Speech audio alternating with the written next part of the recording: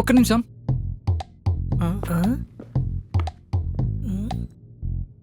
అరే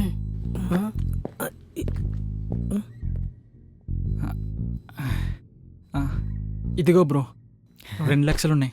సరిపోద్దిగా? మావా నీకు పైసలు ఎక్కడివిరా?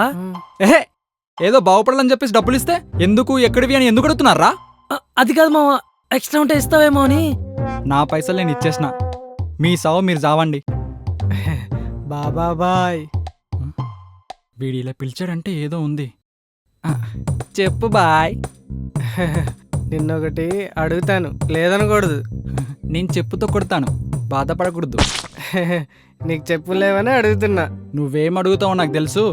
ఇప్పటి నుంచి నువ్వెవరో నేనెవరో. ఆ జాబు నాదే, ఆ స్వప్న నాదే.